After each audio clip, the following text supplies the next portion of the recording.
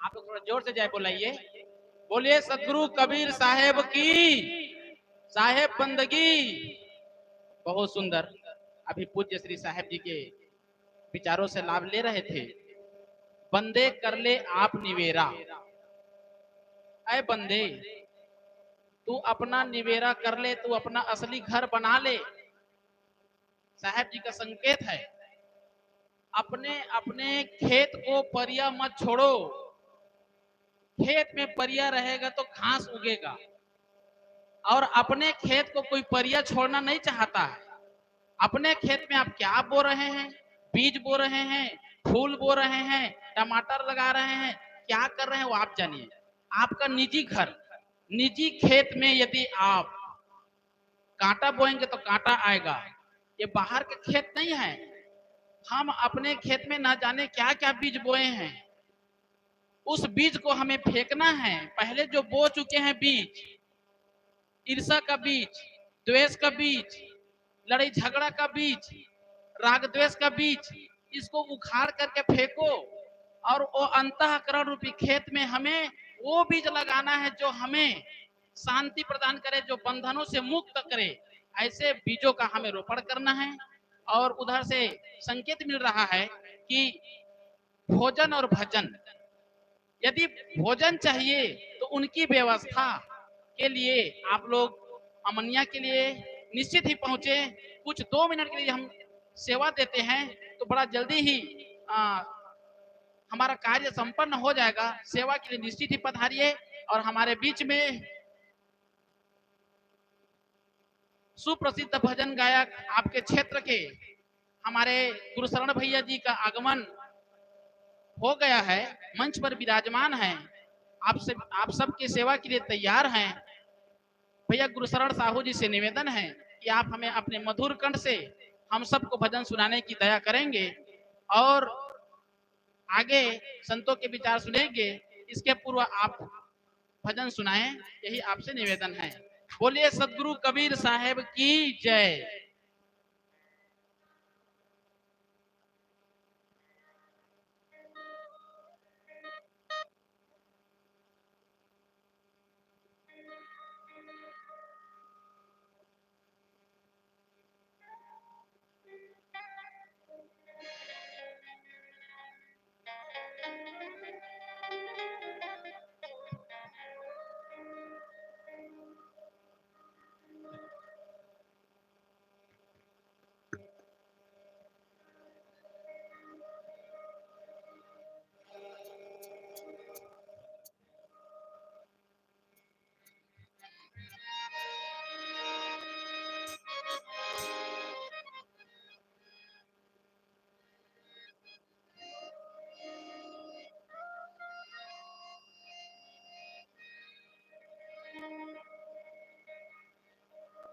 प्रेम से बोलिए सदगुरु कबीर साहिब की।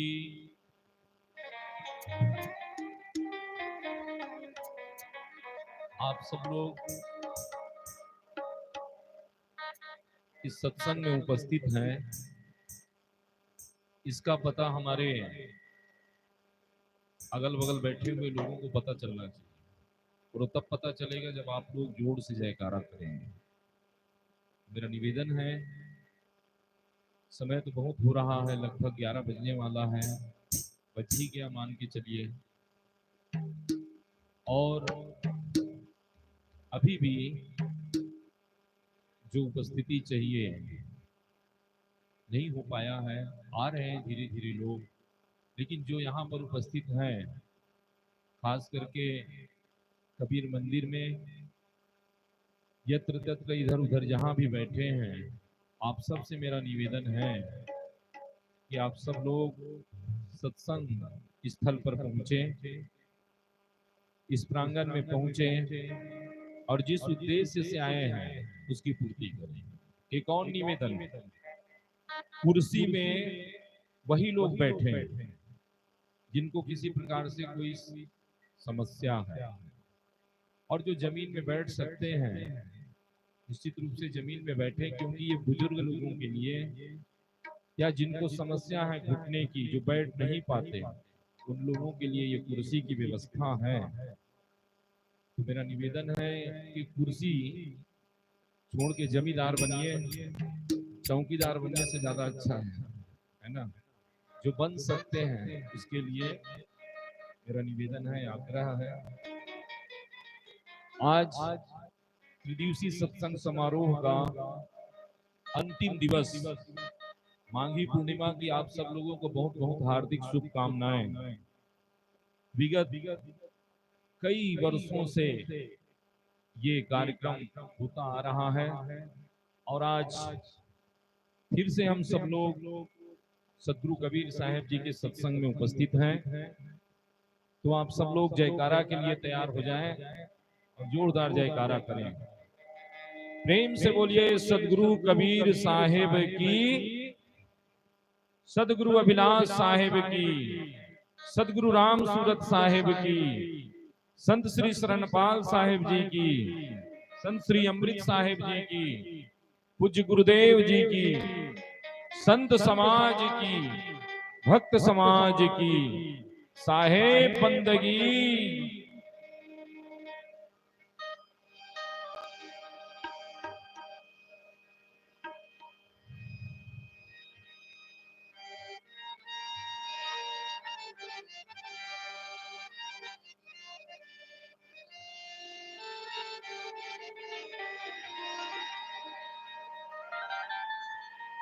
साहब जी कितना सुंदर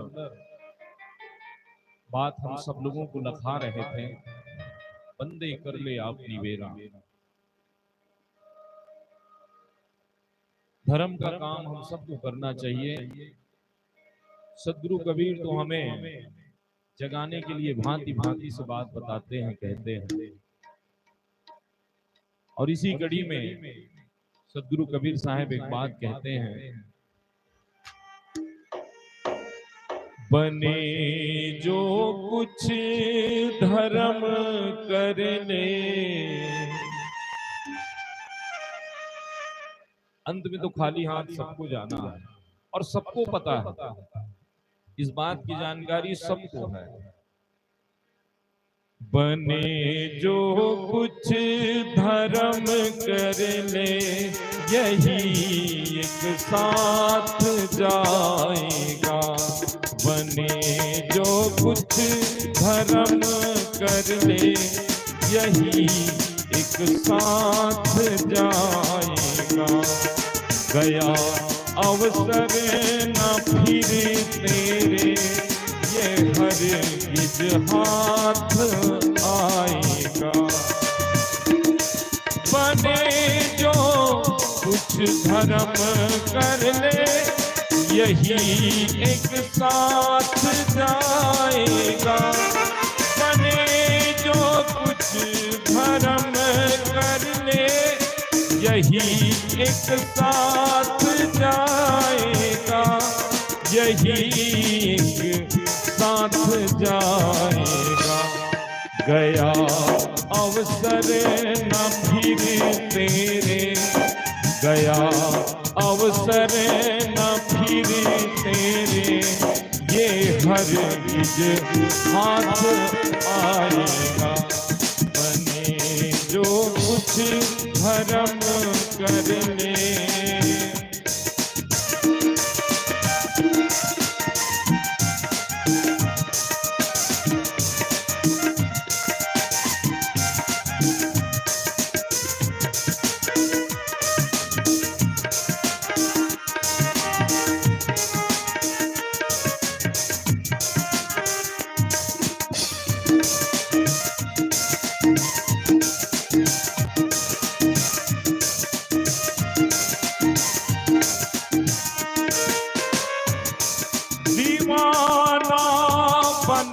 दुनिया में समय अनमोल होता है।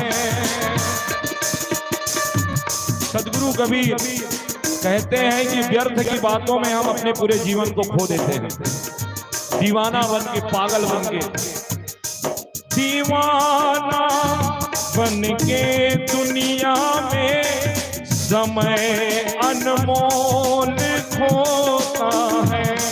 दिए लाखों की दौलत भी न पल रहने तू पाएगा, न पल रहने तू पाएगा। गया अवसर न फिर तेरे, गया अवसर न फिर तेरे, ये हरगिज हाथ आएगा। बने जो कुछ भरम कर ले, यही एक साथ जाएगा।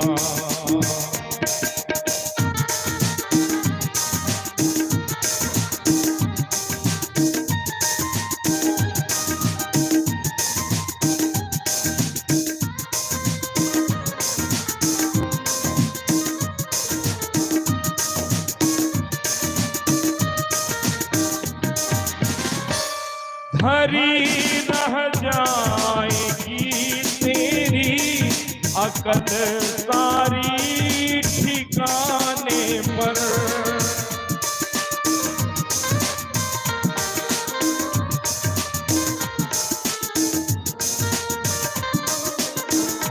और जब मौत आएगी तो हमारी सारी अकल यहीं की यहीं धरी रह जाएगी, कोई बचा नहीं पाएगा। सत्संग का जब मौका मिलता है लोगों को तो आपस में बातचीत करके समय खराब कर देते हैं, व्यर्थ की चर्चा करके इधर उधर की बातों में। समय का कीमत पहचानना चाहिए। इस दुनिया में सबसे कोई कीमती चीज है तो वो है समय, और जो किसी का इंतजार नहीं करता, time is tide wait for none, अर्थात समय बहुत मूल्यवान है, समय किसी का इंतजार नहीं करता। ये सुंदर समय हमको प्राप्त है तो क्यों ना हम अपने साधु संतों की वाणी का लाभ लें। ये हमारे अनमोल साधु संत, त्यागवान वैराग्यवान, जो केवल और केवल सत्य की बात बताते हैं, त्याग तपस्या से अपना जीवन जीते हैं। हम सब लोग बहुत किस्मत वाले हैं, लेकिन अफसोस की बात, व्यवहारिक चर्चा में लग करके ऐसे अनमोल समय को भी हम कहीं ना कहीं खराब करते हैं। इसलिए मेरा निवेदन है कि सब लोग प्रेम से, शांति से सत्संग स्थल में आए और अमृत वचनों का लाभ लें। धरी रह जाएगी तेरी अकल सारी ठिकाने पर, धरी रह जाएगी तेरी अकल सारी ठिकाने पर, अकल सारी ठिकाने पर। जब आए यम जकड़ गर्दन, जब आए यम जकड़ गर्दन, पकड़ कर घर दबाएगा। गया अवसर न फिर तेरे, ये हरगिज हाथ आएगा।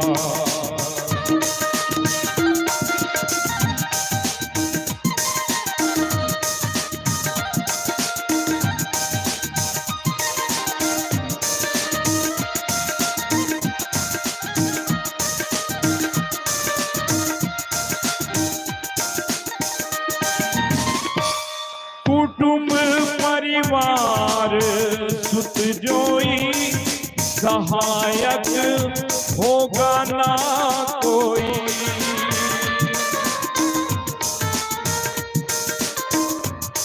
और अंत समय में जिनको हम अपना परिवार मानते हैं, माता पिता भाई बंधु पत्नी बच्चे, मृत्यु के समय हमारे साथ कोई जाने को तैयार नहीं होगा और कोई जाएंगे नहीं। और इसी बात को सदगुरु कबीर साहब हमें सावधान करने के लिए कहते हैं। जब यमराज आएंगे और हमारे गर्दन को पकड़ेंगे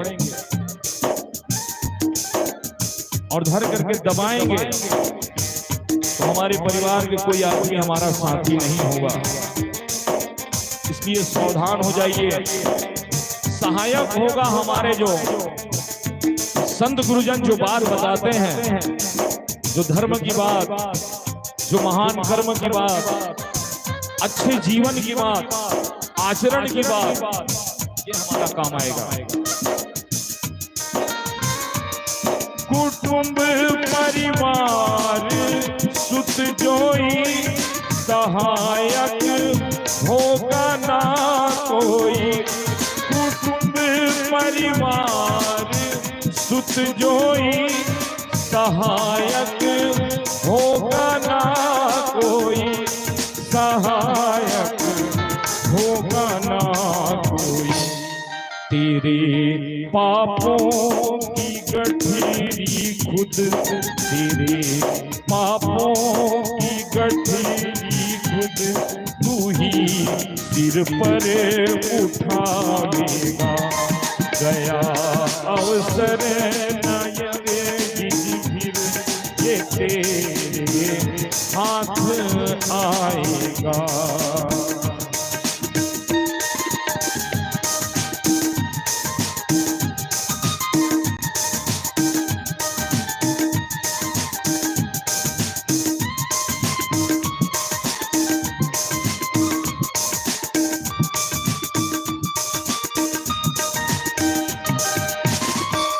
तुझे तो घर से जंगल में तेरा ही खुद ब खुद बेटा।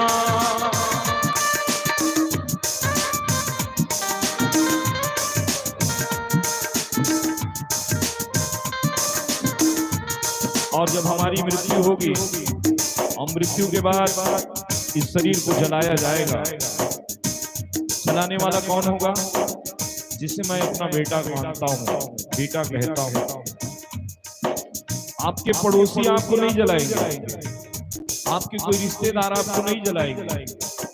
जलाने वाला वो होगा जो मेरे अपने अपने।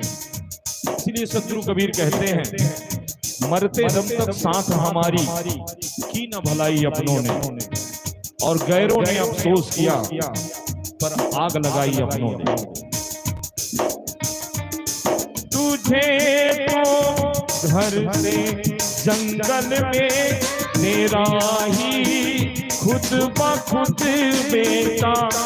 तुझे तो घर से जंगल में तेरा ही खुद ब खुद बेटा, तेरा ही खुद ब खुद बेटा।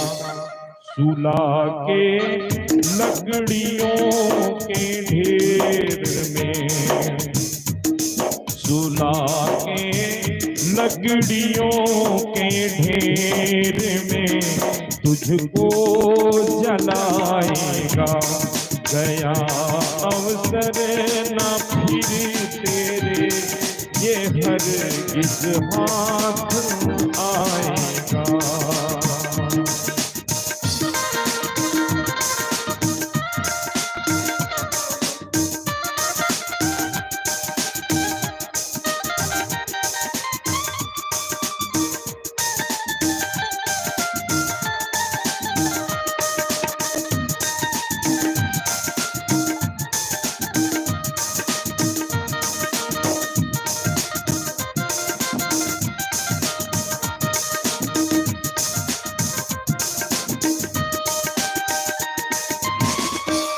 कहे कबीर समझाई, तू कहना मान ले भाई।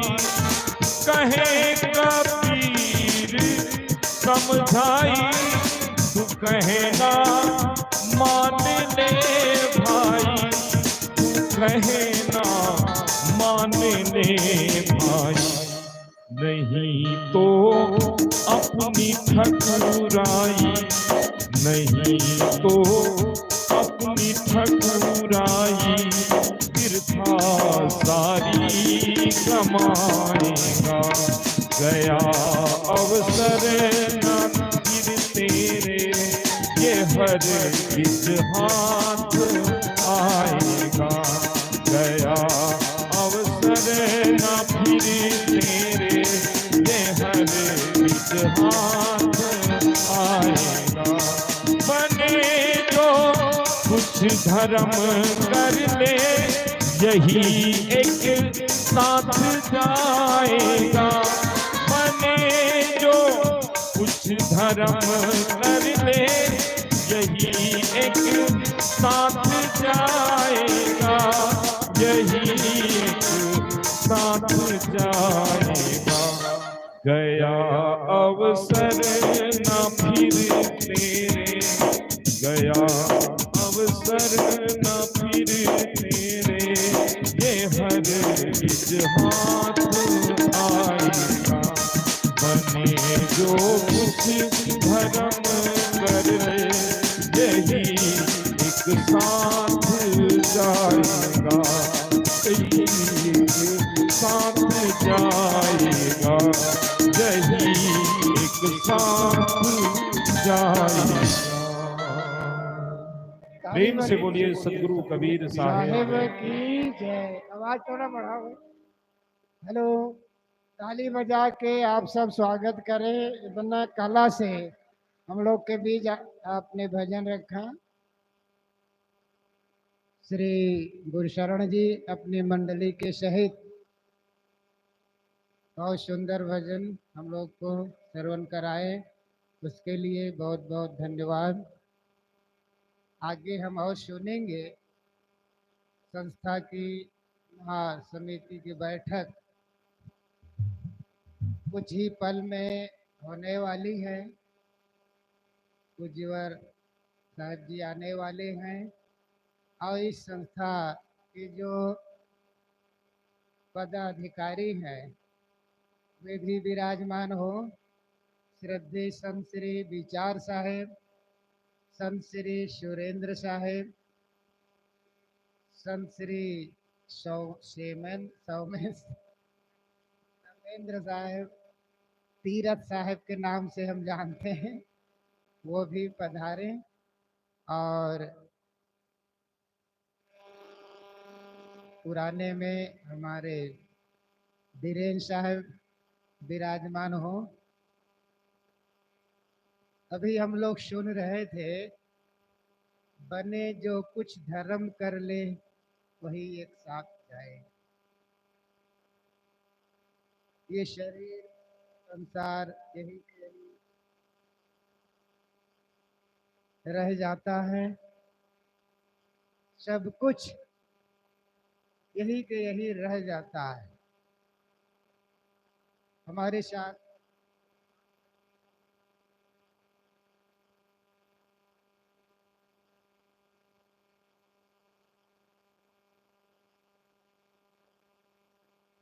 सबको यही अनुभव है। जीव इस धरती पे जन्म ले आता है तो कुछ लेके नहीं आता है, और जब संसार से जब जाता है तो कुछ लेके नहीं जाता है, छूछे हाथ जाता है। आम लोगों को यही अनुभव है, लेकिन विज्ञान कहता है जीव जन्म लेके इस धरती पे आता है तो मुट्ठी बांध के आता है, बहुत कुछ संस्कारों को लेके आता है। ये सूक्ष्म है, बहुत कुछ संस्कारों को लेकर के मुट्ठी बांध के आता है। जन्म लेते ही वे घर के उत्तराधिकारी हो जाता है, घर का मालिक हो जाता है, फैक्ट्री का मालिक हो जाता है, 10 एकड़ 20 एकड़ जमीन के वह मालिक हो जाता है।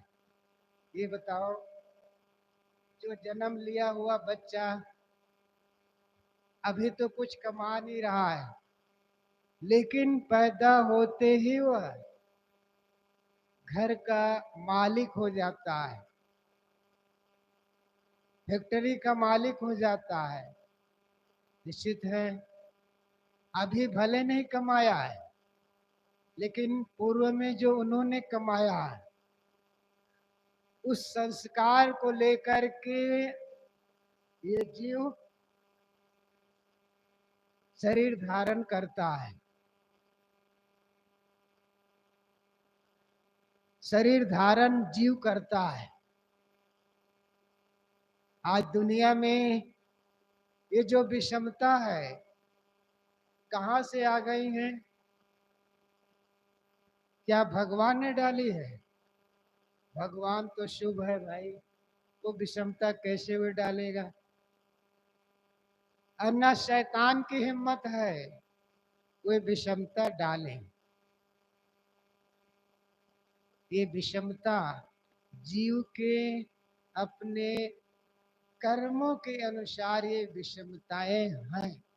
कोई अंधे हैं, लंगड़े हैं, अपाहिज है, रोगी है, दुखी है। ये विषमताएं अधिकतम अगर देखा जाए तो हमारा अपना एक कर्म संस्कार है। इसलिए कहा गया कर्म हमारा अच्छा है तो किस्मत हमारी दासी है, धर्म हमारा अच्छा है तो घर में मथुरा काशी है। कर्म धर्म दोनों अच्छे जीवन बने अविनाशी है, कर्म धर्म दोनों खराब तो गले के अम की फांसी है।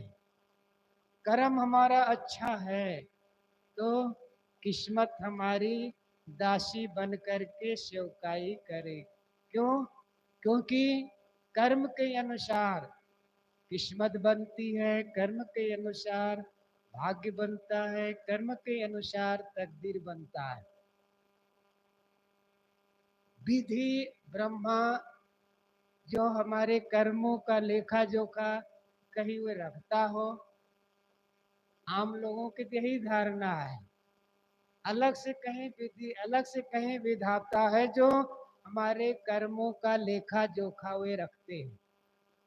ऐसा कोई विधि, ऐसा कोई विधाता हमारे कर्मों का लेखा जोखा रखने वाला नहीं।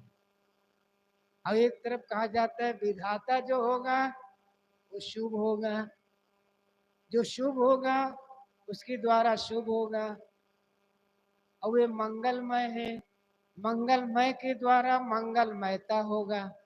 लेकिन विषमता आज साहब जी आ रहे हैं।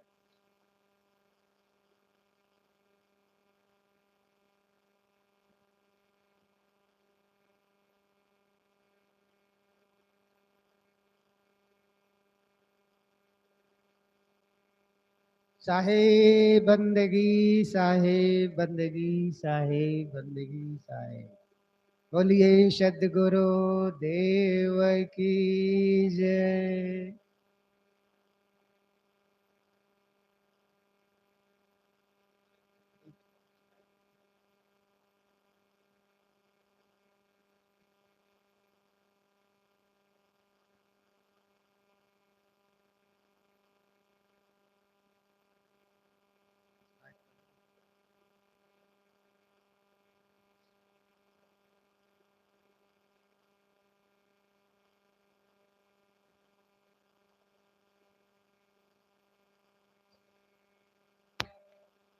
पूज्य साहिब जी विराजमान हो चुके हैं। आदरणीय संत श्री विचार साहेब, श्री सुरेन साहेब और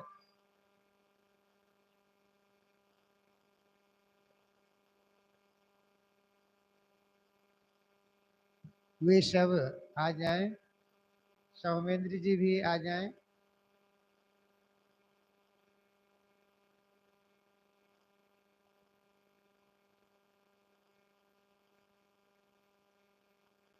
मैं हमारे गायक श्री गुरशरण जी कबीर साहब का एक भजन उन्होंने सुना रहे थे, बने जो कुछ धर्म कर ले वही एक साथ जाए। जीव के साथ में शुभ कमाई, शुभ संस्कार जाते हैं। इधर आओ।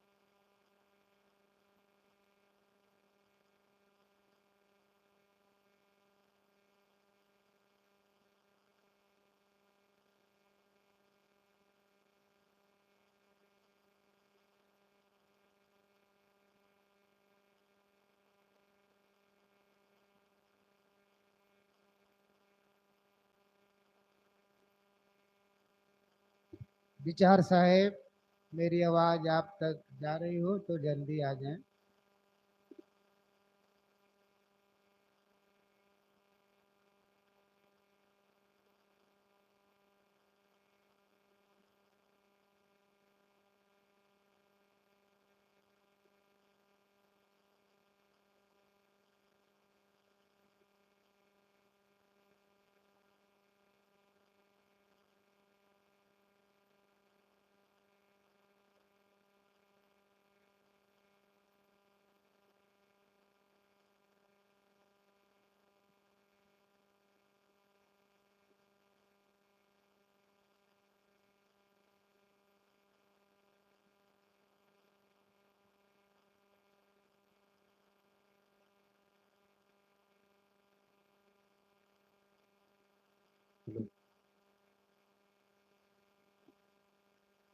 बोलिए सदगुरु देव की जय। सदगुरु श्री अविनाश साहेब की जय। सदगुरु श्री कबीर साहेब की जय। श्रद्धेय संत श्री संतपाल साहेब जी की जय।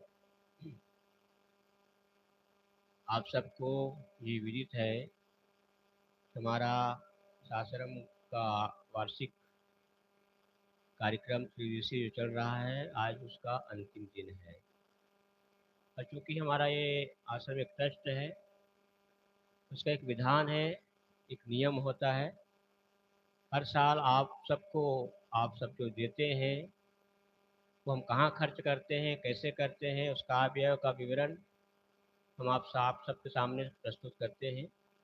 वो चीज़ हम आप सबके सामने रखने जा रहे हैं। तो उसकी जो सूचना है, अभी हमारे संत श्री वीरेंद्र साहब जी आपको पढ़कर सुनाएंगे।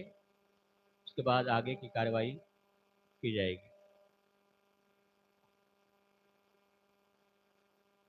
परम पूज्य गुरुदेव जी, अर्चनी बंदी संत समाज, इस सभा में विराजमान सम्माननीय संप्रेमी सज्जनों, माताओं, बहनों, प्यारे बच्चों,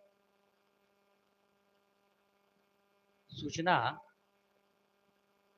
श्री कबीर संस्थान गोबरा नौपारा के समस्त सदस्यों को सूचित किया जाता है कि संस्थान की महासमिति की 35वीं साधारण बैठक दिनांक 24/2/2024 दिन शनिवार को प्रातः 10 बजे कबीर आश्रम गोबरा नौपारा रांची में होगी। बैठक में आप सबकी उपस्थिति अनिवार्य है। निवेदक अध्यक्ष की अनुमति से सुरेंद्र दास मंत्री प्रस्तावना महासमिति की पिछली बैठक की कार्यवाही का अनुमोदन। दूसरा, संस्थान के गत वर्ष की व्यवस्था तथा कार्यक्रम के लेखे को प्रस्तुत करना। तीसरा, अंकेक्षक द्वारा प्रमाणित पिछले वित्तीय वर्ष के आय व्यय एवं आर्थिक चिट्ठे के लेखे जोखी को स्वीकार करना। और चौथा है अंकेक्षक की नियुक्ति करना तथा उनका शुल्क निर्धारित करना। इस प्रकार इस सूचना में हम सबको समझने को मिलता है। यहीं पर अपनी वाणी में मैं विराम देता हूं। प्रेम से बोलिए सदगुरु कबीर साहेब की जय। अभी आप सब श्री वीरेंद्र साहब जी द्वारा सूचना सुन रहे थे। अब आगे इसके बाद की बैठक की कार्रवाई, पिछली बैठक जो कार्रवाई हुई है, उसके संबंध में मैं निवेदन करता हूं श्री सुरेंद्र साहब जी से कि आप बैठक की कार्रवाई पढ़ करके सुनाएं।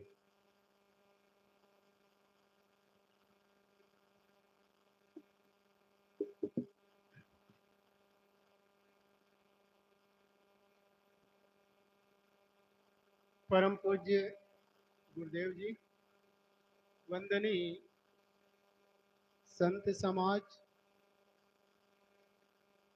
सम्माननीय संरक्षक सदस्यगण, साधारण सदस्य, आजीवन सदस्यगण, पिछली महासमिति की बैठक की कार्यवाही पिछली बार आप लोगों के समक्ष सुनाई गई थी, उसी को मैं पुनः याद दिलवा रहा हूँ। 34वीं साधारण बैठक दिनांक 5/2/2023 रविवार, दिन रविवार, श्री कबीर संस्थान गोबरा नावापारा, राजिम, जिला रायपुर, छत्तीसगढ़ की 34वीं साधारण बैठक की साधारण सभा दिनांक 5/2/2023 को संस्थान के पंजीकृत कार्यालय का गोबरा नावापारा, राजिम में दिन रविवार 11 बजे संपन्न हुई। बैठक की अध्यक्षता के लिए संस्थान के अध्यक्ष श्री विचार साहब का नाम प्रस्तावित किया गया। अध्यक्ष के आदेशानुसार संस्थान के सदस्य श्री गुरचेन साहब जी ने बैठक की सूचना पढ़कर उपस्थित सभी सदस्यों को सुनाया। तत्पश्चात संस्थान के मंत्री सुरेंद्र दास ने पिछली बैठक की कार्यवाही पढ़कर सुनाई, जिसका उपस्थित सदस्यों ने सर्वसम्मति से अनुमोदन किया।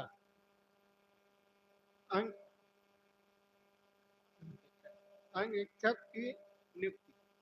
अंगीक्षक श्री N.D. लालवानी एवं राजू अग्रवाल द्वारा प्रमाणित वित्तीय वर्ष 1/4/2021 से 31/3/2022 तक के संस्थान के आय व्यय विवरण एवं तुलन पत्र आदि को प्रस्तुत करते हुए संस्थान के सदस्य संत श्री गुरुभूषण साहब जी ने कहा कि आप सभी संतों एवं भक्तों से प्राप्त सहयोग राशि का संस्थान समय समय पर आयोजित वार्षिक सत्संग कार्यक्रम, कबीर जयंती, गुरु पूर्णिमा, ध्यान शिविर, स्वास्थ्य शिविर आदि पर खर्च किया जाता है एवं हिसाब किताब रखा जाता है। आप लोग अच्छी तरह से जांच कर सकते हैं ताकि इस बैठक में इसे स्वीकार किया जा सके। संस्थान के सदस्य संत श्री गुरुभूषण साहब जी द्वारा प्रस्तुत आय व्यय विवरण एवं तुलन पत्र की जांच के पश्चात उपस्थित सभी सदस्यों ने बिल्कुल सही माना, अतः उन्हें सर्वसम्मति से स्वीकृत किया जाता है एवं उपस्थित सभी सदस्यों ने निम्नलिखित प्रस्ताव पारित किया गया। प्रस्ताव पारित किया जाता है कि ऑडिटर श्री N.D. लालवानी एवं राजू अग्रवाल द्वारा संस्थान के आय व्यय विवरण 1/4/2021 से 31/3/2022 तक की संस्थान की सही आर्थिक स्थिति प्रस्तुत करते हैं। इसलिए इस बैठक में सर्वसम्मति से स्वीकृत किया जाता है। संस्थान के सदस्य एवं मंच संचालक संत श्री गुरचेन साहब जी ने सदस्यों को यह जानकारी दी, जिससे अवगत कराया कि वित्तीय वर्ष 2022-23 तक के सभी संस्थान के ऑडिटर श्री N.D. लालवानी जी एवं राजू अग्रवाल जी निःशुल्क ऑडिट करने हेतु तैयार हैं। यदि आप लोग इसके अतिरिक्त कोई अन्य नाम ऑडिटर हेतु प्रस्तावित करना चाहते हैं तो कर सकते हैं।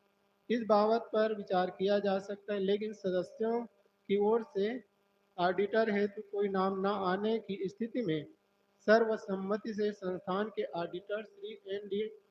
लालवानी एवं राजू अग्रवाल जी को अगले वर्ष हेतु ऑडिटर चुना जाता है।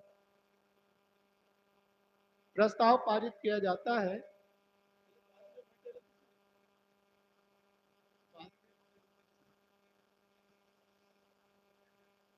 अंत में संस्थान के अध्यक्ष संत श्री विचार साहब द्वारा पूज्य गुरुदेव संत श्री धर्मेंद्र साहब जी, संत समाज एवं साध्वी समाज की पूजा आरती के बाद पूज्य गुरुदेव संत श्री धर्मेंद्र साहब, संत समाज, साध्वी समाज, संरक्षक सदस्य, आजीवन सदस्य, साधारण सदस्य एवं भजन गायकों, समस्त साथियों, समस्त भक्तों एवं माताओं, युवाओं, साथियों का आभार व्यक्त करते हुए बैठक की समाप्ति की घोषणा की गई। इस प्रकार से पिछली बार जो महासमिति की बैठक हुई थी उसमें कार्रवाई जो की गई थी उसको मैंने आप लोगों को अवगत कराया, याद दिलाया। बस यहीं पर मैं अपनी बात समाप्त करता हूँ। बोलिए सदगुरुदेव की जय। अभी आप सब संस्थान के मंत्री श्री सुरेंद्र साहब जी द्वारा गत वर्ष की बैठक की सूचना रिपोर्ट्स श्रवण कर रहे थे। अब आगे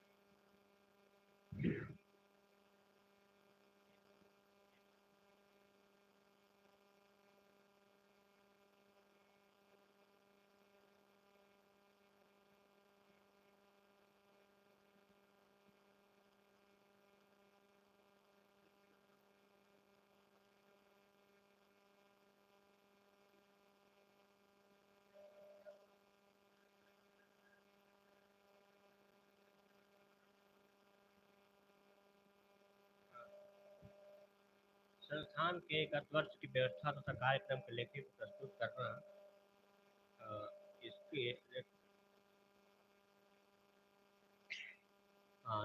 हमारे संस्थान के जो सदस्य हैं श्री यशवंत जी, ये उसकी सूचना पढ़ करके आपको सुनाएंगे।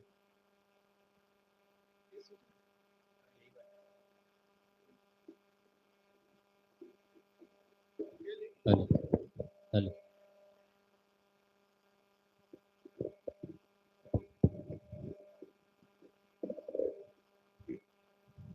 सभी लोग कृपया शांति का परिचय दें, कोई शोरगुल ना करें, बस थोड़ा समय है। बोलिए सतगुरु कबीर साहेब की जय।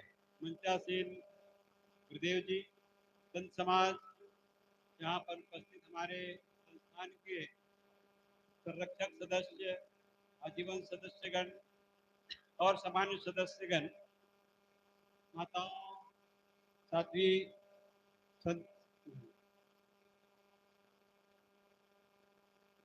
कबीर संस्थान नवापारा राजीव का जो पिछले 41वां वर्ष का था, उस संस्थान के विगत क्रियाकलापों का संक्षिप्त विवरण आपके सामने प्रस्तुत है। 1 अप्रैल 2022 से 31 मार्च 2023 तक की संस्थान के कुछ मुख्य उद्देश्य हैं, उनके बारे में इंगित किया गया है। आप सबके पास ये पॉम्फलेट पड़ गया है।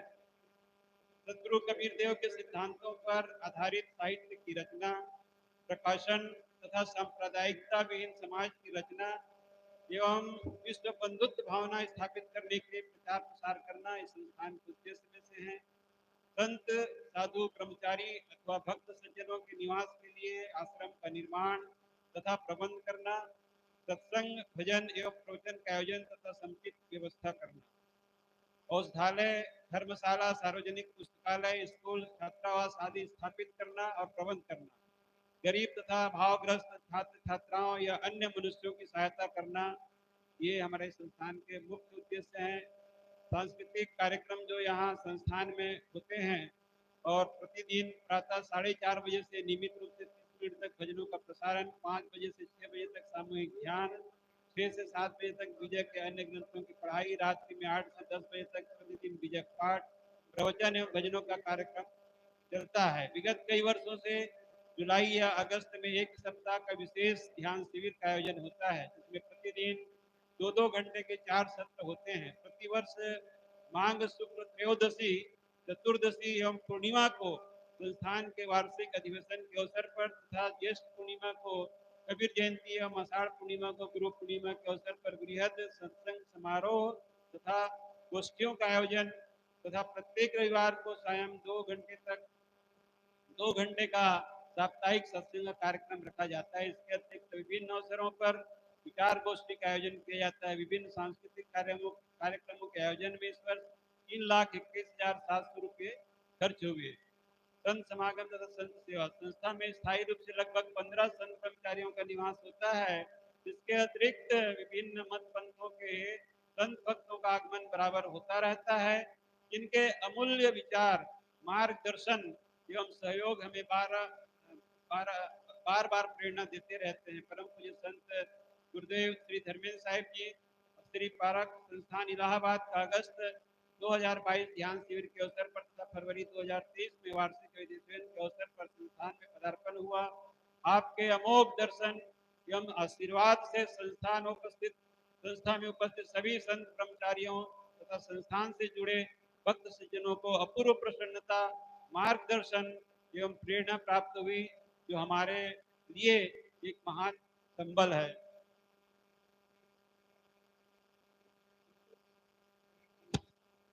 संस्थान में स्थायी निवासी संत कर्मचारियों तथा आगंतुक संत भक्तों के आवास, भोजन एवं जलपान आदि की व्यवस्था संत भक्तों के सहयोग से संस्थान द्वारा निःशुल्क की जाती है, जिसमें इस वर्ष 49,283 रुपये खर्च हुए।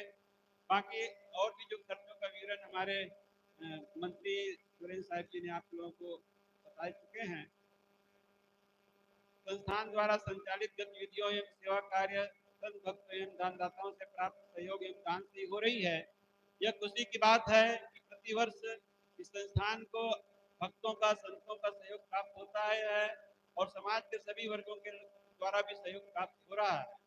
स्थाना भाव के कारण सभी दानदाताओं का उल्लेख संभव न हो पाने के कारण यहाँ हम विशेष दानदाताओं का ही उल्लेख में कर पाए हैं। 53,000 रुपया संत विचारदास साहेब नवापारा आश्रम, 31,000 रुपया श्री खेमचंद ठेकेदार अलीगांव दिल्ली, 11,000 रुपया संत श्री सुरेंद्र साहेब कबीर आश्रम नवापारा, 11,000 रुपया श्री अनुभव कुमार साहू भिलाई, 10,000 श्री मनीष देव तहसीलदार अभनपुर, 10,000 श्री शिवदयाल साहू बख्तरा, 10,000 श्री मनोज साहू सिवनी कला क्रोध, 6,000 श्री बनारस साहू।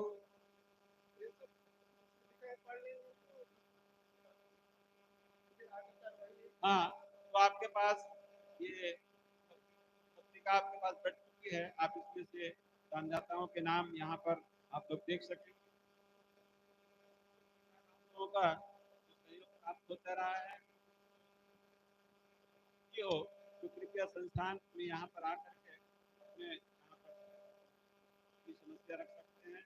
संस्थान के 41वें वर्ष का संक्षिप्त विवरण प्रस्तुत करते हुए हम परम पूज्य गुरुजनों एवं संतों के प्रति अपनी विनम्र कृतज्ञता प्रकट करते हैं, जिनके आशीर्वचन एवं मार्गदर्शन में बराबर मिलते रहे। साथ ही हम अपने समस्त सदस्यों, दानदाताओं, मित्रों एवं सहयोगियों के प्रति हार्दिक कृतज्ञ हैं, जिनके सलाह सहयोग से संस्थान निरंतर प्रगति पथ पर बढ़ता जा रहा है। इन लोगों का प्रत्यक्ष एवं परोक्ष सहयोग हमें किसी न किसी प्रकार बराबर मिलता रहा, परंतु जिनका नामोल्लेख हम नहीं कर पा रहे हैं, उन सब के प्रति भी हम कृतज्ञ हैं। हमें आशा और विश्वास है कि आप सबका पूर्ण सहयोग, प्यार एवं मार्गदर्शन हमें आगे भी बराबर मिलते रहेंगे। सविनय प्रस्तुतकर्ता द्वारा सुरेंद्र दास मंत्री। इसी साधुवाद के साथ आप सबका यहाँ पर हार्दिक अभिनंदन। बोलिए सदगुरु देव की जय। तो अभी आप संस्थान के सदस्य सम्माननीय श्री यशवंत जी द्वारा संस्थान के गत वर्ष व्यवस्था कार्यक्रम के बारे में जो लेखा जोखा है उसका विवरण श्रवण कर रहे थे। अब आगे मेरे हाथ में आप लोग जो देख रहे हैं कुछ ऊर्जा है, इसे आर्थिक चिट्ठा कहते हैं, बैलेंस शीट। ये वो बैलेंस शीट है, वो आर्थिक चिट्ठा है गत वर्ष यानी कि 1/4/2022 से 31/3/2023 तक का जो आप लोगों ने जो दिया और हमने उसको कहाँ खर्च किया, ये रिपोर्ट मैं आप सबको सुनाने जा रहा हूँ। संस्थान के पास अपनी कुछ खेती है, ज़मीन है, जिससे मुझे सूचना मिली है कि उसे हाँ, जिसको रेगहा कहते हैं ना, वो दे दिया जाता है। तो वो हम देते हैं, उससे कितना मिला और हमने कुछ खर्च किया, बता रहा हूँ मैं। एग्रीकल्चर यानी कृषि में खर्च हुआ 6,820 रुपये। इलेक्ट्रिसिटी एक्सपेंसेस अर्थात बिजली व्यय 2,670 रुपये। सामान्य खर्च जो फुटफुट खर्च होते हैं 23,258 रुपये। और यात्रा व्यय जो आप लोगों के आना जाना होता है संपर्क में, ये सब व्यय है, खर्चा है 18,778 रुपये, 478 रुपये। रिपेयर एंड मेंटेनेंस जो मकान है उसकी कुछ रिपेयरिंग करना पड़ता है, ये 80,811 रुपया। सांस्कृतिक एक्सपेंसेस कार्यक्रम संबंधी जो खर्च हम करते हैं, जैसा हो रहा है इसमें खर्च होता है 3,21,700 रुपये। सन सेवा व्यय 49,283 रुपये। स्टेशनरी व्यय 3,725 रुपये। बैंक चार्ज 243 रुपये 39 पैसे। डोनेशन दान 11,000 रुपये। मेडिकल चिकित्सा व्यय 3,230 रुपये। TDS खर्च बैंक द्वारा जो काटा गया है 4,988 रुपया। बोरवेल बोरिंग जो है 25,200 रुपये। बिल्डिंग कंस्ट्रक्शन मकान में जो खर्च आया है 1,14,737 रुपये। और एक चूल्हा खरीदा गया है रोटी बनाने के लिए, जैसे आप भोजन करते हैं, रोटी खाते हैं, बनाने के लिए चूल्हा खरीदा गया है 8,250 रुपये का। और ज़मीन खरीदी गई है, पिछले साल खेत खरीदा गया है 10,95,550 रुपये का। ये तो हुआ खर्च व्यय। और जो हमको मिला 5,86,707 रुपये डोनेशन के रूप में, दान के रूप में। बैंक में जो पैसा आप देते हैं, हमको डिपॉजिट करते हैं, तो ब्याज हमको मिला है 50,978 रुपये। खेती के द्वारा जो हमको मिला है, जो हम बटाई में देते हैं, वो 5,12,120 रुपये 50 पैसे। बैंक से प्राप्त ब्याज समान 56,942 रुपये। इस प्रकार से आप लोगों द्वारा प्राप्त धनराशि का हमने कहाँ खर्च किया, कितना मिला, ये मैंने बताया। अब एक सूचना, ये जो हमारा संस्थान है, हमारी संस्था है, इसका सारा ऑडिट कोई ऑडिटर करता है। तो पिछले साल जो ऑडिटर थे लालवानी साहब, ND लालवानी, ये रहा है। इस साल भी आप लोग चाहें तो उसको नियुक्त किया जा सकता है। शुरू से करते आए हैं, उन पर पूरा विश्वास है संस्था का।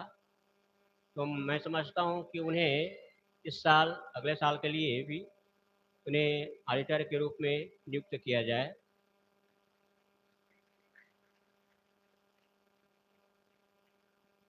इसके अगेंस्ट कोई और विचार ना आने के कारण से उन्हें ऑडिटर नियुक्त किया जाता है। अब एक तीसरी महत्वपूर्ण अंतिम सूचना, आप सब जानते हैं सरकार चलाने के लिए चुनाव होता है। भारत सरकार के 5 साल का होता है, हमारे यहाँ इस संस्था में 3 साल का होता है। 3 साल के बाद फिर नया चुनाव किया जाता है। तो इस साल अभी इस संबंध में, इसके लिए मैं पूज्य गुरुदेव जी से निवेदन करता हूं कि आप इसके बारे में जनसभा को संबोधित करने की कृपा करें।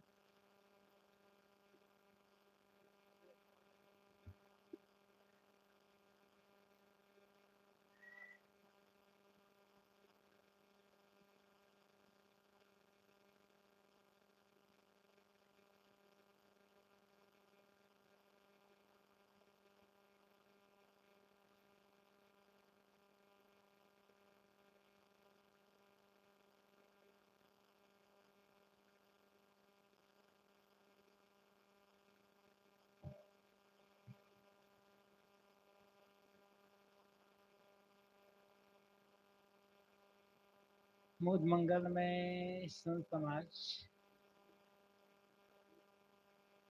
धर्म प्रेमी सज्जनों, श्रद्धा मूर्ति देवियों और संस्थान के समस्त सदस्यगण, किसी भी छोटी बड़ी संस्था को चलाने के लिए कुछ नियम होते हैं और नियम के अनुसार से चलने पर कोई भी संस्था दीर्घजीवी होती है। इस संस्थान की जो नियमावली बनी हुई है, उस नियमावली के अनुसार प्रबंधकारिणी जो संस्थान का प्रबंध देखती है, उस समिति का चुनाव प्रत्येक 3 वर्ष में होना है। भले वही भले क्यों न रह जाए या दूसरा हो जाए, लेकिन प्रत्येक 3 वर्ष में चुनाव की प्रक्रिया की जाती है। पिछले अनेक वर्षों से श्री विचार साहेब जी इस संस्थान के अध्यक्ष रहे हैं और अपनी जिम्मेदारी अच्छी तरह से निभा रहे हैं, क्योंकि